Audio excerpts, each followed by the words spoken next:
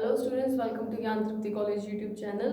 PSC second year statistical mechanics या statistical and basics of thermodynamics करते हैं, जिसमें ये सेकेंड ईयर का पेपर फर्स्ट और यूनिट भी फर्स्ट है। कल हमने दो तीन चीज़ें की थी। एक तो थी मैक्रो एंड माइक्रो स्टेट। एक बार रिवीजन कर लेते हैं अपने।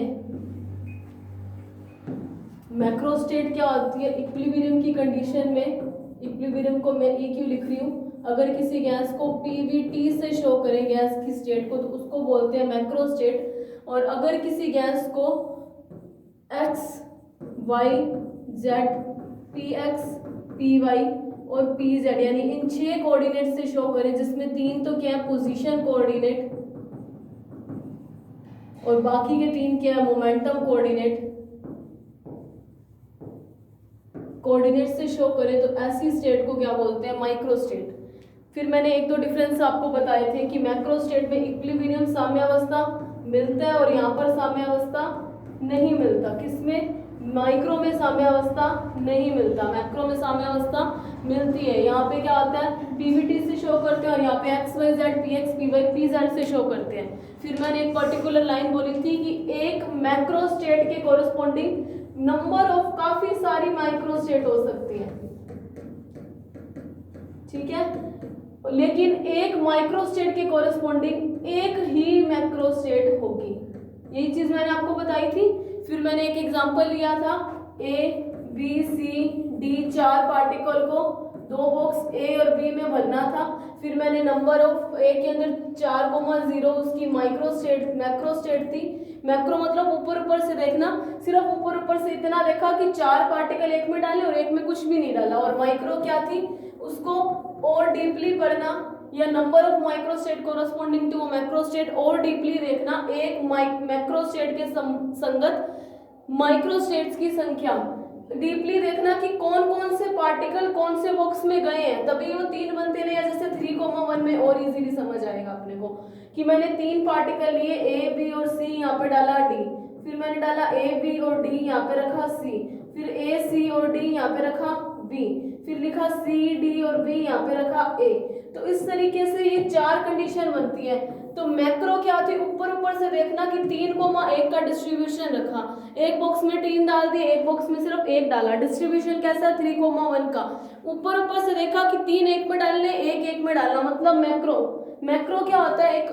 एक मतलब आप मान सकते हो, वैसे नाम से ही क्लियर है, माइक्रो मतलब मैक्रो की कंपैरिजन में और छोटा। और अगर वैसे अपने देखें तो मैक्रो का मतलब होता है, या इस स्टैट में कैसे उसको यूज करते हैं कि ये तो एक ऊपर से स्टडी को दर्शाता है, और माइक्रो जो होती है वो डीपली स्टडी के कारण आता है। माइक्रो इसीलिए यहाँ पे देखा गया था ना कि काइनेटिक एनर्जी नॉन जीरो होने के कारण ये वाले कोऑर्डिनेट्स क्या हैं? 6 कोऑर्डिनेट भी चेंज होते जाएंगे। तो गैस को जब इन 6 से शो करते हैं तब उसको माइक्रो स्टेट बोलते हैं, सूक्ष्म अवस्था, और जब पीवीटी से शो करते हैं तो उसको मैक्रो यानी स्थूल अवस्था बोलते हैं। डेफिनेशंस मोस्ट इंपोर्टेंट है आपके लिए और ये हर हालत में आएंगे एग्जाम में, देखना। अब देखो मैक्रो तो ऊपर से देखना 3,1 का डिस्ट्रीब्यूशन, माइक्रो क्या है उसको डीपली देखना कि कौन कौन सा पार्टिकल कौन से बॉक्स में गया, कौन सा पार्टिकल गया कौन सा नहीं गया। तो 3 पार्टिकल जब आए तो ये 4 कंडीशन बनी, तो एक मैक्रो स्टेट के संगत 4 माइक्रो स्टेट बनी। एक मैक्रो स्टेट के कोरस्पॉन्डिंग 4 माइक्रो स्टेट्स थी, लेकिन ये वाली जो मैक्रो स्टेट है, ये माइक्रो ही है। इस माइक्रो स्टेट के कोरस्पॉन्डिंग सिर्फ एक ही मैक्रो स्टेट है, इसके अलावा तो कोई और मैक्रो स्टेट नहीं बन सकती ना 3,1 के अलावा। इसीलिए बोलते हैं एक मैक्रो स्टेट के संगत काफी सारी माइक्रो स्टेट्स हो सकती हैं, लेकिन एक माइक्रो स्टेट के संगत एक ही मैक्रो स्टेट आती है। वैसे तो डेफिनेशंस आती है, डिफरेंस नहीं आता, तो डेफिनेशन के अंदर आप ये चीजें भी लिख सकते हो। फिर मैंने आपको बताया था प्रोबेबिलिटी।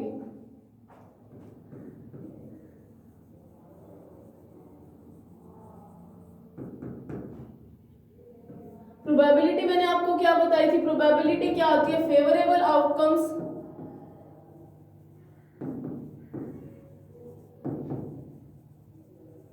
अपॉन में टोटल आउटकम, मतलब घटित होने वाले घटनाओं की संख्या बटा में कुल घटनाएं। फेवरेबल आप ये भी मान सकते हो कि जो रिजल्ट हमें चाहिए अपॉन में टोटल जितनी कंडीशंस बन सकती हैं, टोटल आउटकम्स। फिर मैंने आपको क्या बताया था कि मान लिया मेरे पास कोई n पार्टिकल है, उसको मेरे को क्या करना है, दो बॉक्स में डालना है, एक ए में और एक बी में। मैंने क्या मान लिया, देखो स्टैट पढ़ोगे आप, डिस्ट्रीब्यूशन ऑफ पार्टिकल्स देखोगे ही देखोगे, तो स्टैट का ये तरीका ही होता है, इसको ऐसे देखा जाता है, ठीक है। बाकी अब जब आप थोड़ा थोड़ा आगे आगे चलेंगे तो आपको स्टैट अच्छे से समझ आनी शुरू होगी। वैसे तो मेरे हिसाब से आपको डेफिनेशन में भी कोई प्रॉब्लम नहीं आई होगी। स्टैटिस्टिकल मैकेनिक्स और थर्मोडायनेमिक्स में डिफरेंस भी मैंने आपको बताया कि थर्मोडायनेमिक्स में हम एक टाइम पे सिर्फ एक ही सिस्टम को पढ़ सकते थे, और स्टैटिस्टिकल मैकेनिक्स में मैंने आपको बताया कि एक टाइम पे हम नंबर ऑफ सिस्टम्स को पढ़ते हैं, जिसको इंसेंबल बोलते हैं। इंसेंबल को हिंदी में समुदाय बोलते हैं। तो एक सारे कई निकायों को पढ़ना या एक साथ समुदायों को पढ़ना ही स्टैटिस्टिकल मैकेनिक्स के अंदर आता है। और ये जो भी टर्म्स मैं यूज कर रही हूँ, ये हर एक चीज का मतलब मैं आपको बताऊंगी। और ऐसे मत सोचना कि ये बेकार आपके लिए, लेक्चर बिल्कुल भी वेस्ट नहीं है आपके लिए। स्टैट का एक बेसिक पॉइंट ऑफ व्यू आपको यहीं से मिलेगा, ठीक है। अब वापस इस चीज पे आते हैं कि मेरे पास n पार्टिकल है, मुझे इसे a और b दो बॉक्स में डिस्ट्रीब्यूट करना है, ठीक है। मैंने मान लिया कि मैंने बॉक्स a के अंदर कोई r पार्टिकल्स डाल दिए, और मेरे पास बचे कितने पार्टिकल्स, n में से r गए तो n माइनस r बचे, तो b के अंदर बचे वो सारे डाल दो n माइनस r। तो मुझे क्या निकालना है, प्रोबेबिलिटी फेवरेबल अपॉन टोटल। मुझे टोटल पता है क्या बनेगा, जब अपने को ऐसे तरीके निकालने होते हैं ना, तो समीशन ऑफ NCR, ये मैथ्स में आपने मेरे हिसाब से 12th क्लास में या 12th में आया था कॉम्बिनेशन परमुटेशन का चैप्टर, तो वहाँ पे आपको अच्छे से ये चीजें समझ आई हुई हैं, है ना। तो टोटल तो होता है समीशन ऑफ NCR, मतलब n में से r चुनना, ठीक है। टोटल तो यही कर रहे हैं जिसकी वैल्यू होती है 2 की पावर n। जब ऐसा कॉम्बिनेशन है तो उसकी वैल्यू होती है 2 की पावर n। ये टोटल आउटकम्स होंगे यहाँ पे 2 की पावर n। और मुझे n में से कितने चुनने हैं, r, तो n में से r कण चुनने का तरीका क्या तरीका आएगा, NCR हो जाएगा। और मुझे NCR इस कॉम्बिनेशन को खोलना आता है, कैसे खुलेगा, n factorial upon r factorial n minus r factorial, ऐसे ही खुलता है। तो मेरे पास टोटल प्रोबेबिलिटी क्या आएगी, ये फेवरेबल है, मुझे इतना चाहिए, n में से r चुनने, और टोटल प्रायिकता कितनी बनती है, टोटल रिजल्ट्स कितने बनेंगे, 2 की पावर n, मैक्सिमम 2 की पावर n तक ही जाते हैं। तो यहाँ से प्रोबेबिलिटी क्या आएगी, NCR upon summation of NCR लिख दूं, summation is showing plus, summation का मतलब टोटल ही होता है, तो मैं इनकी वैल्यूज रखती हूँ। मेरे पास NCR की वैल्यूज पड़ी है n factorial upon r factorial n minus r factorial. n factorial, मैं फैक्टोरियल को भी ऐसा बना रही हूँ, ठीक है, r factorial n minus r factorial into total 1 upon 2 की पावर n कर दो, क्योंकि समीशन ऑफ NCR की वैल्यू क्या है, 2 की पावर n, तो 1 अपॉन 2 की पावर n बोल दिया। तो इसको बोलते हैं प्रोबेबिलिटी। वो भी कैसी probability, PR, n minus r, मतलब r और n माइनस r डिस्ट्रीब्यूशन किया है बॉक्स का। देखो ये प्रोबेबिलिटी को लिखने का तरीका है, आप प्रोबेबिलिटी को हमेशा ऐसे लिखोगे कि एक बॉक्स में जितने गए, कोमा दूसरे बॉक्स में कितने गए, ठीक है। तो एक बॉक्स में इस चीज से पता चलता है कि एक बॉक्स में मैंने r डाले, दूसरे में बचे हुए n माइनस r जाएंगे, ठीक है। इसको तो बोलते हैं प्रोबेबिलिटी। अब दो चीजें आएंगी प्रोबेबिलिटी में आपके पास, एक आता है MPS और एक आता है LPS। MPS को बोलते हैं मैक्सिमम प्रोबेबल स्टेट,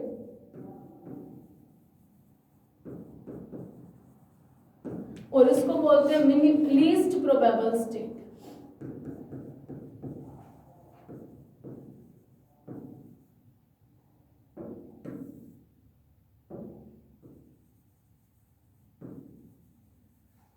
देखो टॉपिक पेपर में डेफिनेशन डायरेक्टली MPS और LPS को परिभाषित करे भी आ सकता है, या maximum and least probable state को डिफाइन करो। इसको हिंदी में बोलते हैं अधिकतम प्रसंभाव्य अवस्था, और इसको बोलते हैं न्यूनतम प्रसंभाव्य अवस्था। तो हिंदी वाले हिंदी में नाम ध्यान रखना, अधिकतम प्रसंभाव्य अवस्था।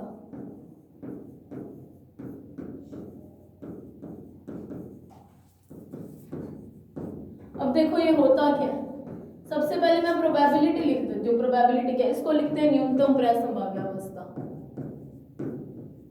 ठीक है, प्रसंभाव्य अवस्था। मैंने प्रोबेबिलिटी क्या निकाली है, n, r, n minus r।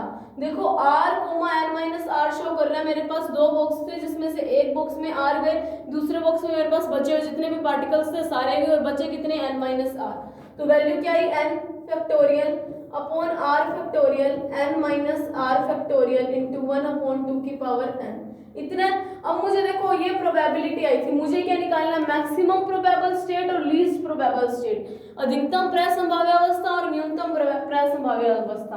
तो मैक्सिमम कितना होता है, मैक्सिमम तो ये हो सकता है, मैं क्या करूं, मैक्सिमम प्रोबेबल स्टेट कितनी होगी अगर मैं दोनों बॉक्स में n/2 n/2 डिस्ट्रीब्यूट कर दूं, तो इसको तो बोलेंगे अधिकतम प्रसंभाव्य अवस्था। न्यूनतम प्रसंभाव्य अवस्था कितनी है कि अगर एक बॉक्स में सारे के सारे डाल दूं और दूसरा खाली छोड़ दूं, या फिर पहले वाले बॉक्स में सारे के सारे डाल दूं और दूसरा खाली छोड़ दूं, तो यही बनेगी। तो देखो जब मैं इन वैल्यूज को पुट करूंगी, मेरे पास यहाँ पे n फैक्टोरियल क्या शो कर रहा है, टोटल नंबर ऑफ पार्टिकल्स जितने मैंने डिस्ट्रीब्यूट करने हैं। तो यहाँ पे मैं p n/2 n/2 लिख दूं। मैक्सिमम प्रोबेबल स्टेट क्या होती है, अधिकतम प्रसंभाव्य अवस्था क्या होती है, जब आधे आधे पार्टिकल दोनों बॉक्स में चले जाए। न्यूनतम कितना हो सकता है, मिनिमम कितना हो सकता है, 0। तो मैं मिनिमम क्या कर दिया, एक बॉक्स में 0 डाल दिए, एक यानी खाली रख दिया और एक में सारे के सारे भर दिए, या पहले वाले को खाली रख दो दूसरे में सारे भर दो, या दूसरे वाले को खाली रख दो पहले में सारे भर दो, यही लीस्ट प्रोबेबल स्टेट बनेगी। तो p n/2 n/2 इसको आप p मैक्स भी लिख सकते हो, या इसको p मैक्स भी लिखा आ सकता है, या आप MPS भी लिख सकते हो इसको। क्यों, क्योंकि मैक्सिमम प्रोबेबल स्टेट कर रहे हैं, मैक्सिमम कंडीशन कितनी बनती है, n/2 का डिस्ट्रीब्यूशन हो जाए, है ना। तो p n/2 n/2 यहाँ पे ऊपर टोटल शो कर रहा है n फैक्टोरियल, ठीक है। r की जगह मैंने अब क्या कर दिया n/2, तो n/2 फैक्टोरियल लिख दूं। और यहाँ पे देखो n, तो यहाँ पे भी टोटल को शो करता है, अब r की जगह कितना आ गया n/2, n माइनस n/2 कितना बचता है n/2 अपॉन में n/2 फिर से आ गया, और ये किसको शो करता है, टोटल प्रोबेबिलिटी वो 1/2n। तो MPS की वैल्यू क्या आती है, n factorial upon n/2 factorial into n/2 factorial into 1/2 की पावर n। तो ये बनती है MPS। और अब आते हैं LPS पे। LPS पे मैं क्या लिखूं, p0, n ये कंडीशन बनी, या pn, 0 ये कंडीशन सेम चीज ही बनेगी, है ना, कोई फर्क नहीं आएगा। p0, n इज शोइंग कि मैंने फर्स्ट बॉक्स में 0 रखे खाली रखा और सेकंड बॉक्स में मैंने सारे के सारे डाल दिए। और pn, 0 क्या शो कर रहा है, मैंने फर्स्ट बॉक्स में सारे के सारे पार्टिकल डाले, सेकंड बॉक्स या जो हमारा दूसरा बॉक्स था उसमें कुछ भी नहीं डाला, उसको खाली छोड़ दिया। तो फॉर्मूले के अकॉर्डिंग n फैक्टोरियल यानी टोटल नंबर ऑफ पार्टिकल्स को शो कर रहा है n फैक्टोरियल इंटू 1/2 की पावर n भी कांस्टेंट रहेगी, टोटल रिजल्ट 1/2 की पावर n ही रहेगी, क्योंकि टोटल नंबर ऑफ पार्टिकल्स हमारे पास n थे। अगर टोटल नंबर ऑफ पार्टिकल, ये चलो मैं आपको 1 मिनट रुक के बताती हूँ। तो देखो यहाँ पे मैंने क्या रखा, r फैक्टोरियल की रखा, मैं जगह में 0 फैक्टोरियल लिख दूं। 0 फैक्टोरियल की वैल्यू कितनी होती है, 1। 0 फैक्टोरियल की वैल्यू 1 होती है। तो n फैक्टोरियल माइनस 0 फैक्टोरियल कितना होगा, 0 फैक्टोरियल, सॉरी n फैक्टोरियल। तो इसकी वैल्यू आती है ये, और जब ये आपस में कैंसिल आउट हो जाते हैं तो 1/2 की power n he and result रह जाता है LPS में, ठीक है। देखो यहाँ पे 2 की पावर में n लिख रही हूँ, अगर मेरे पास, क्यों मैंने लिखा, क्योंकि टोटल नंबर ऑफ पार्टिकल्स मेरे पास कितने हैं, n, है ना। जब मैंने आपको ये केस कराया था, total number of particles n होने के कारण 2 की पावर n आया। अगर मुझे total number of particles 2n distribute करनी हो तो टोटल प्रोबेबिलिटी क्या बनेगी, 2 की पावर 2n। 3n डिस्ट्रीब्यूट करनी हो तो टोटल प्रोबेबिलिटी क्या बनेगी, 2 की पावर 3n, ठीक है। ये 3n 2n is showing total number of particles जितने हमें डिस्ट्रीब्यूट करने हैं। तो मेरे हिसाब से आपको LPS और MPS समझ आया होगा। LPS क्या होती है, लीस्ट प्रोबेबल स्टेट, न्यूनतम प्रसंभाव्य अवस्था। तो लीस्ट हम क्या कर सकते हैं, एक के अंदर हम सारे भर दें और एक बॉक्स खाली छोड़ दो, तो मैंने वो लिखा। और फिर मेरे पास आती है maximum probable state, that is MPS, जिसको अधिकतम प्रसंभाव्य अवस्था बोलते हैं। तो अधिकतम मैं कितना डाल सकती हूँ, दोनों बॉक्स में हाफ हाफ डाल दूँ, तो मेरे पास MPS की वैल्यू आती है। तो मैंने दोनों बॉक्स में हाफ हाफ डाल दिया। अब नेक्स्ट डेफिनेशन पे चलते हैं, और वो डेफिनेशन है कंस्ट्रेंट्स। कंस्ट्रेंट को हिंदी में बोलते हैं नियंत्रक। देखो ये डेफिनेशंस आपके लिए मोस्ट इंपोर्टेंट है, इसको वेस्ट ऑफ टाइम मत समझना। तो देखो कंस्ट्रेंट क्या बोलते होता है, और हिंदी में इसको बोलते हैं नियंत्रक, ठीक है। तो देखो मैं क्या कर रही हूँ, स्टैट के अंदर मैं आपको बोल रही हूँ आप डिस्ट्रीब्यूशन ऑफ पार्टिकल्स पढ़ोगे, ये पढ़ोगे। तो आप जब डिस्ट्रीब्यूशन ऑफ पार्टिकल्स पढ़ रहे हो तो मैं आपको कंस्ट्रेंट्स बताती हूँ क्या होती हैं। हमारे पास क्या होता है कि एक बॉक्स A था, एक B था, जैसा मैंने एग्जांपल लेके चली, एक में मैं ABCD डाला, एक में 0 डाला, यही किया ना। फिर एक में ए बी सी डाला, एक में डी डाला, फिर ए बी डी डाला, यहाँ पे सी डाला, फिर यहाँ पे ए सी डी डाला, यहाँ पे बी डाला, यहाँ पे बी सी डी डाला, यहाँ पे ए डाला, है ना। तो पार्टिकल के डिस्ट्रीब्यूशन में ये पार्टिकल्स का डिस्ट्रीब्यूशन ही चल रहा है ना, तो कणों के वितरण पे जितनी भी कणों का वितरण करते टाइम हमारे पास जितने रिस्ट्रिक्शंस होते हैं, रिस्ट्रिक्शन मतलब जितनी हमें सीमाएं दी जाती हैं, उन्हीं को बोलते हैं कंस्ट्रेन या नियंत्रण। मतलब कणों के वितरण पर लगने वाले नियमों को या रिस्ट्रिक्शंस को बोलते हैं कंस्ट्रेंट्स। ठीक है, कंस्ट्रेंट समझ आया कि पार्टिकल्स के डिस्ट्रीब्यूशन में जो भी रिस्ट्रिक्शंस अप्लाई कर रहे हैं हम उसको बोलते हैं कंस्ट्रेंट। ठीक है, कंस्ट्रेंट के बेसिस पे हमारे पास दो टाइप की स्टेट्स आती हैं। कंस्ट्रेंट क्या हुआ आपको समझ आए, पार्टिकल्स के डिस्ट्रीब्यूशन पे जो हमारे पास जो रिस्ट्रिक्शंस हमने लगाए हैं, हमने रिस्ट्रिक्शन क्या लगाया, 3,1 ही डिस्ट्रीब्यूट करना है, तो मैंने 3,1 के 4 केसेस लगाए, 3,1 का डिस्ट्रीब्यूशन रखा, मैंने इसको बोला कंस्ट्रेंट। देखो जब मैं कंस्ट्रेंट्स के टाइप करवा रही हूँ आपको, तो आपको और ज्यादा समझ आएगा। एक बार इतना समझ लो कंस्ट्रेंट क्या होते हैं, पार्टिकल के डिस्ट्रीब्यूशन में जो भी रिस्ट्रिक्शंस या जो भी नियम लगाए गए हैं उसको कंस्ट्रेंट बोलते हैं। तो इसको मैं एक तरीके से रिस्ट्रिक्शन लिख सकती हूँ, restrictions applied on distribution of particles। क्या बोलेंगे इसको, कणों के वितरण पर लगने वाले प्रतिबंध। प्रतिबंध एक टोटल मतलब एक एग्जैक्ट वर्ड है ना। restrictions applied on distribution of particles is known as constraint। restrictions applied on distribution of particles is known as constraint. कणों के वितरण पर लगने वाले प्रतिबंधों को नियंत्रक कहा जाता है। तो नियंत्रक के बेस पे हमारे पास दो तरीके की स्टेट्स आती है। देखो ये माइक्रो स्टेट्स थी ना, ये वाली भी एक माइक्रो स्टेट थी, ये भी एक माइक्रो, ये भी एक माइक्रो, ये भी माइक्रो, लेकिन ये एक मैक्रो स्टेट है। तो रिस्ट्रिक्शंस तो इन माइक्रो स्टेट्स ने फॉलो किया ना।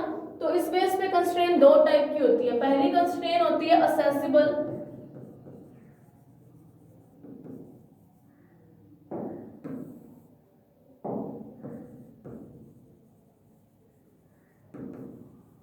असेसिबल, और दूसरी होती है इनअसेसिबल, माइक्रो स्टेट्स होती है। ठीक है, ये दोनों accessible micro states, inaccessible micro states. Constraints क्या आती हैं, restrictions applied on distribution of particles. कणों के वितरण पे जो रिस्ट्रिक्शंस लगाए जाते हैं, जो प्रतिबंध लगाए जाते हैं, उन्हें कंस्ट्रेंट्स बोलते हैं। उस बेसिस पे हमारे पास दो तरीके के माइक्रो स्टेट्स बनते हैं। एक होता है असेसिबल माइक्रो स्टेट और एक होता है इनअसेसिबल माइक्रो स्टेट। असेसिबल को हिंदी में बोलते हैं अभिगम्य,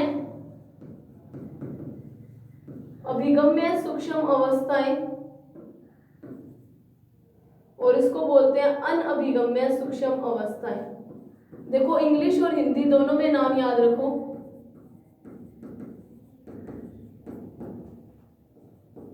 और इसको बोलते हैं अनअभिगम्य। अब अभिगम्य क्या है और अनअभिगम्य क्या है? ठीक है, असेसिबल का मतलब क्या होता है, ऐसी माइक्रो स्टेट्स जो कंस्ट्रेंट्स को क्या करे,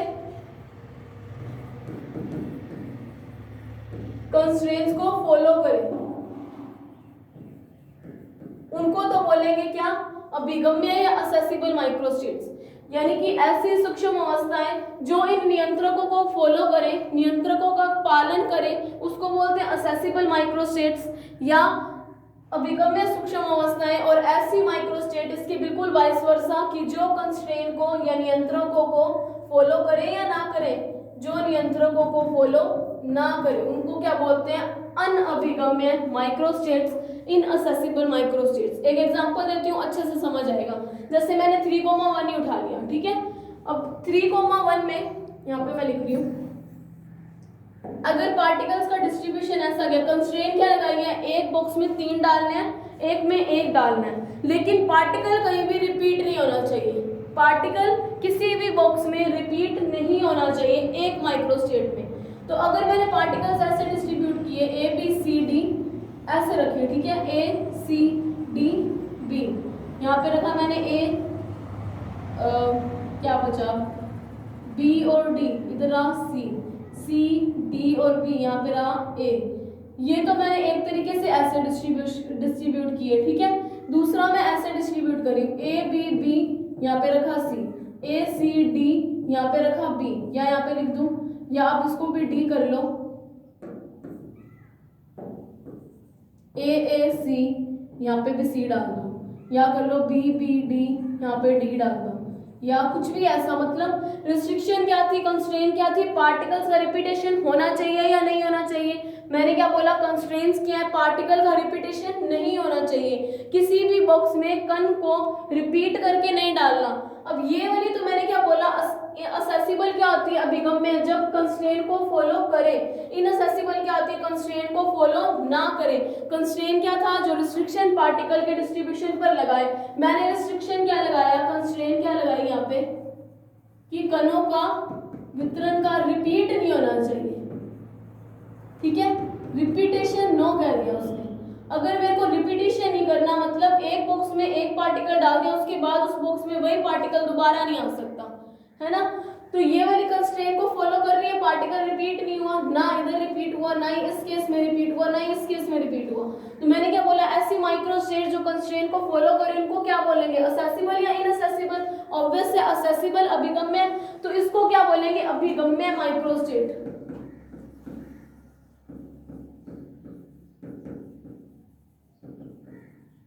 और ये देखो यहाँ पे मैंने रिस्ट्रिक्शन क्या लगाई थी, कि पार्टिकल्स का रिपीटेशन नहीं होना चाहिए। यहाँ पे रिपीट हुए ना, ए बी बी दो बार आ गए, यहाँ पे देखो डी डी दो बार आ गए, यहाँ पे ए दो बार आ गए, यहाँ पे बी बी दो बार आ गया, और डी भी दो बार आ गया। मतलब कंस्ट्रेंट जो मैंने रिस्ट्रिक्शन लगाई थी, मैंने एक प्रतिबंध दिया था कि कणों को वितरित करते टाइम कोई भी कण किसी भी बॉक्स में दोबारा नहीं आना चाहिए। यहाँ पे दोबारा आ गया, तो मतलब कंस्ट्रेंट फॉलो हुए या नहीं हुए, नहीं हुए। जो मैंने कंडीशन दी थी पार्टिकल्स के डिस्ट्रीब्यूशन में कि पार्टिकल रिपीट नहीं होने चाहिए, यहाँ पे तो रिपीट हो रहे हैं, तो मतलब ये कैसी माइक्रोस्टेट्स हैं, इनअसेसिबल माइक्रोस्टेट्स।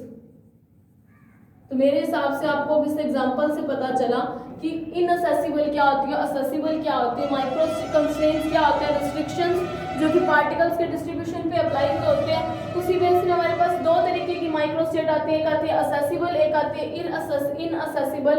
असेसिबल को हिंदी में बोलते हैं अभिगम्य माइक्रोस्टेट्स, और इसको बोलते हैं अनअभिगम्य माइक्रोस्टेट। अनअभिगम्य क्या होते हैं, जो नियंत्रकों को फॉलो ना करे, और अभिगम्य क्या होती है, जो कंस्ट्रेंट्स को फॉलो करे। तो यहाँ पे मैंने कंस्ट्रेंट क्या दी थी, रिपीटेशन नहीं होना चाहिए, यहाँ पे मैंने रिपीटेशन नहीं किया, मतलब ये एक असेसिबल माइक्रोस्टेट्स बनी, क्योंकि ये कंस्ट्रेंट को फॉलो कर रही है, और ये कंस्ट्रेंट को फॉलो नहीं कर रही है, इसलिए इसको क्या बोला, अनअभिगम्य माइक्रोस्टेट। एक और चीज करते हैं आप अपने थर्मोडायनामिकल प्रोबेबिलिटी।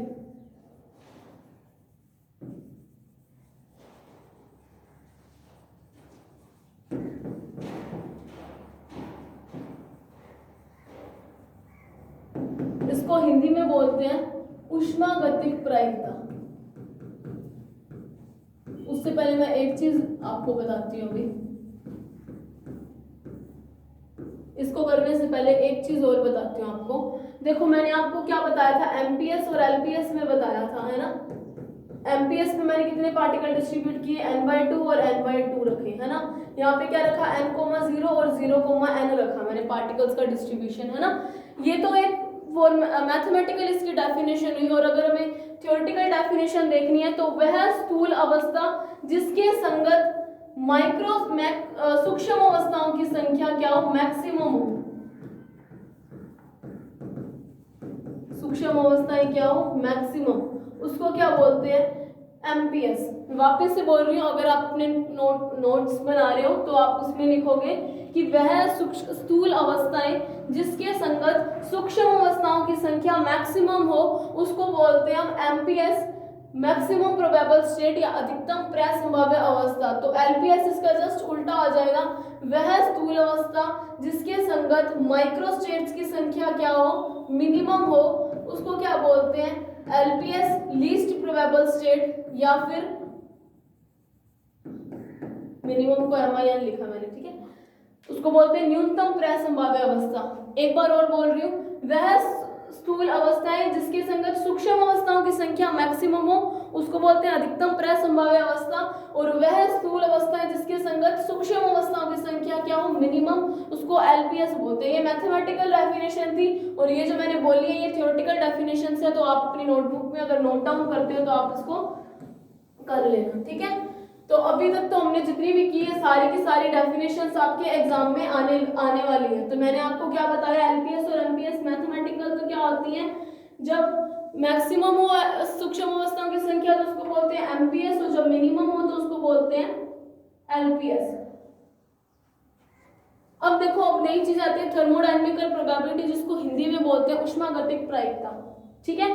एक चीज बता रही हूँ आपको, स्टैट में हम इंसेंबल को या नंबर ऑफ सिस्टम्स को कैसे पढ़ते हैं। जैसे कि मेरे पास कोई सिस्टम है, ठीक है, ये मेरे पास एक सिस्टम है जिसके अंदर मैंने मान लिया टोटल n कण डालने होंगे, ठीक है। यहाँ मैंने एक सिस्टम लिया जिसके अंदर मैंने गैस भरी, गैस के n पार्टिकल्स है, मैं पार्टिकल्स को यहाँ पे कण बोलूंगी या सॉरी अणु भी बोल लूँ कण भी बोलूँ, तो एक ही बात, आप कंफ्यूज मत होना, ठीक है। तो कभी कभी मैं इसको कण बोल देती हूँ, कभी कभी इसको अणु बोल देती हूँ, तो आप इसमें कंफ्यूज मत होना कि मैंने क्या किया, ठीक है।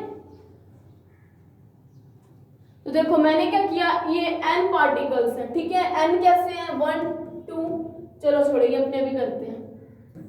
अब मेरे को क्या पढ़ना है, स्टैट है, स्टैट के डेफिनेशन को फॉलो करना है कि मैं एक साथ एक सिस्टम को पढ़ना था, तो थर्मोडायनेमिक्स में वैसे ही पढ़ रहे हैं तो फिर स्टैट की तो जरूरत ही नहीं आनी चाहिए थी। लेकिन हमें क्या करना है, एक साथ नंबर ऑफ सिस्टम्स को पढ़ना है, मतलब काफी सारे सिस्टम्स को पढ़ना है। तो उसके लिए मैं आपको एक चीज बता रही हूँ, थर्मोडायनेमिकल प्रोबेबिलिटी पढ़ने से पहले एक छोटी सी चीज बता रही हूँ आपको, ठीक है।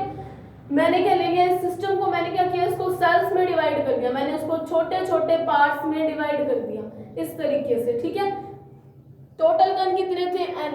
अब मैंने इसको क्या किया, ये जो है इसको सेल में बना दिया, ये एक सेल, ये दूसरी सेल, ये तीसरी सेल, ये चौथी, इस तरीके से मैंने सेल्स बना दिए, ठीक है। इन सेल को हिंदी में बोलते हैं, इंग्लिश में बोलते हैं सेल, हिंदी में बोलते हैं कोशिका, ठीक है। तो हिंदी में वर्ड्स बहुत टिपिकल है, तो आप हिंदी में याद ना रखने के बजाय आप इंग्लिश में रखो, और बाकी जिस लैंग्वेज में आप कंफर्टेबल आप उसके हिसाब से चलना, ठीक है। हिंदी में मैंने क्या लिख दिया, मैंने इसको बता दिया। मैंने क्या कर दिया, एक बड़े सिस्टम को छोटी छोटी सेल्स में या कोशिकाओं में विभाजित कर दिया, सेल्स में डिवाइड कर दिया। अब मेरे पास टोटल n पार्टिकल है, ठीक है। मैंने क्या मान लिया, मैंने सेल कितनी बनाई, 1 2 3 4 5 6 सो ऑन करके कुछ i से लेके n तक कुछ मैंने बना दिया, ठीक है। ये कोई i थे और मैंने लास्ट जो सेल थी वो नंबर n है, तो मतलब मैंने सेल्स कितनी बनाई है, सॉरी सेल मैंने कितनी बनाई है, सेल क्या है 1 2 3 सो ऑन कुछ i सो ऑन कुछ n तक, ठीक है। यानी 1 to लेके n तक मैंने कुछ सेल बना दी, ठीक है। मैंने क्या किया, एक बड़े सिस्टम को छोटे छोटे सेल्स में डिवाइड कर दिया, और ये हर एक सेल एक सिस्टम की तरह काम करता है। तो इस तरीके से स्टैट में हम नंबर ऑफ सिस्टम्स पढ़ते हैं, ये सिस्टम कुछ 1 हो गया, ये दूसरा सिस्टम, ये तीसरा सिस्टम, ये चौथा, ये पांचवा, ये छठा, ये कोई IN सिस्टम और ये कोई NS सिस्टम। मतलब स्टैट की डेफिनेशन फॉलो हुई कि हमें एक साथ नंबर ऑफ सिस्टम्स को पढ़ना है ना। तो मैंने वही किया, मैंने क्या किया, इसको 1 2 3 एंड सो ऑन i से लेके कुछ n सेल्स तक डिवाइड कर दिया।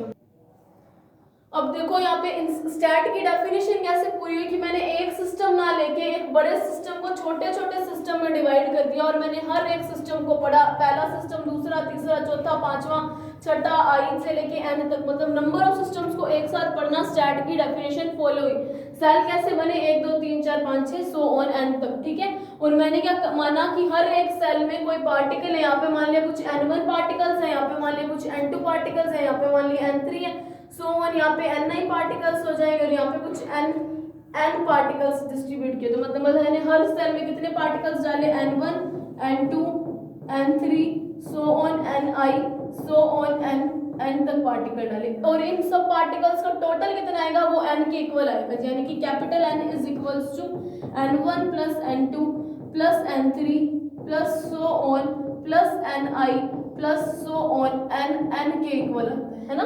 यानी कि टोटल नंबर ऑफ पार्टिकल्स इतनी रहेंगे, लेकिन हर एक सेल में अलग अलग पार्टिकल्स चलेंगे। नंबर ऑफ पार्टिकल्स अलग अलग होने के कारण ये सिस्टम अलग अलग हो गए, लेकिन सारे के सारे कण एक ही जैसे डाले हैं, तो ये एक जैसा सिस्टम बना। मतलब स्टैट की डेफिनेशन बनी, मैंने सेल्स में डिवाइड करके नंबर ऑफ सिस्टम्स को एक साथ पढ़ा।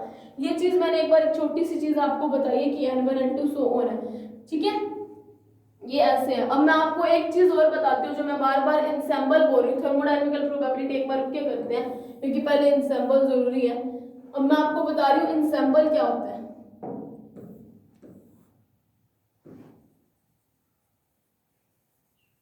इंसेम्बल को हिंदी में बोलते हैं समुदाय।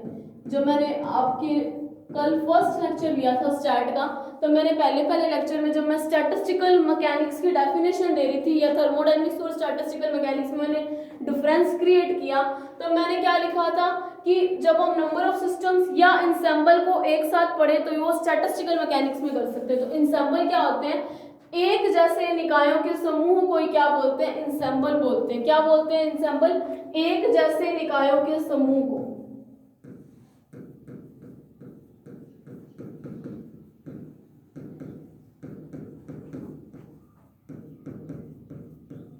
इस समूह को समुदाय कहते हैं।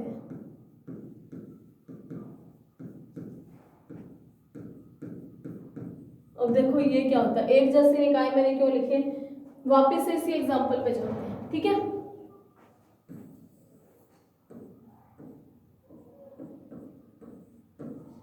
एक मिनट, इसको वापस से एक मिनट रोक। मैंने एक जैसे निकायों के समूह को क्या बोला, इंसेम्बल। मैंने क्या ले लिया, एक बड़ा सारा सिस्टम था जिसके अंदर total number of particles n थे। अब मैंने क्या किया, इसको नंबर ऑफ सिस्टम बनाने, मैंने इसको सेल्स में डिवाइड कर दिया, ठीक है। ये अलग अलग सेल बन गई, ठीक है। ये 1 2 3 4 सो ऑन लेके कुछ ith पार्टिकल कुछ n तक टोटल सेल बनाई है, ठीक है। मैंने डायग्राम में आई हुई कुछ शो नहीं किया, लेकिन आप अंडरस्टूड है कि कुछ i से लेके n 1 2 लेके n तक मैंने सेल बना दी, ठीक है। अब हर एक सिस्टम में, इस पूरे बड़े सिस्टम में कितने थे, n पार्टिकल थे। मान लिया कि मैंने इस पूरे बड़े सिस्टम में हाइड्रोजन गैस भरी जिसके n अणु है मेरे पास, ठीक है। अब ये गैस कैसी है, हाइड्रोजन चाहे कहीं पे भी हो जाए एक जैसी रहेगी ना इस पूरे सिस्टम में। अब मैंने इसको सेल्स में डिवाइड किया, मैंने क्या बोला, हर एक सेल में मेरे पास मान लो n1 n2 n3 n4 से लेके ni कुछ nn तक पार्टिकल्स गए, nn तक हाइड्रोजन के अणु गए, या मैं पार्टिकल बोलूँ, आपको बोल रही हूँ एक ही चीज है, ठीक है। तो nn तक अणु गए। अब ये वाला जो एक सेल थी एक सिस्टम की तरह बिहेव करेगी, ये वाली दूसरी सेल दूसरे सिस्टम, तीसरा सिस्टम, चौथा कोई is सिस्टम, कोई ns सिस्टम की तरह बिहेव करिए। लेकिन हर एक सिस्टम में नंबर ऑफ पार्टिकल्स अलग अलग हो सकते हैं, लेकिन प्रकार कैसा रहेगा, जो मैंने पार्टिकल या अणु डाले हैं वो तो हाइड्रोजन का ही रहेगा ना। यहाँ पे भी H2 का ही रहेगा, यहाँ पे भी H2 का ही रहेगा, यहाँ पे भी H2 का ही रहेगा, यहाँ पे भी H2 का रहेगा। ऐसा तो नहीं है हाइड्रोजन गैस बड़ी सेल में डालने के बाद वो हाइड्रोजन ऑक्सीजन में कन्वर्ट होगी, ऐसा तो कभी नहीं होगा ना। तो मतलब हर एक सिस्टम में एक जैसे पार्टिकल है, तो ऐसे सिस्टम को हम एक जैसे निकाय बोल सकते हैं ना। तो अब एक जैसे इन निकायों के समूह को क्या बोलते हैं, इंसेम्बल, जिसको हिंदी में बोलते हैं समुदाय। तो आज हमने छोटी छोटी डेफिनेशंस की है, मेरे हिसाब से आपको समझ आ गई होंगी। ये डेफिनेशन सारी की सारी मोस्ट इंपॉर्टेंट है, सब डेफिनेशंस एग्जाम में आ सकते हैं। बेसिक्स को मैं इतना टाइम इसलिए ले रही हूँ क्योंकि बाद में ये वर्ड सीधा आएंगे तो हमें ध्यान नहीं रहेगा कि हमने क्या मतलब इसका मतलब क्या होता है। इसीलिए एक लेक्चर और इस टर्म्स पे चलेगा, उसके बाद अपने इसके स्टैट के टॉपिक पे चलेंगे, और ये टर्म्स भी आती है एग्जाम में। सो आज के लिए thank you for watching this lecture.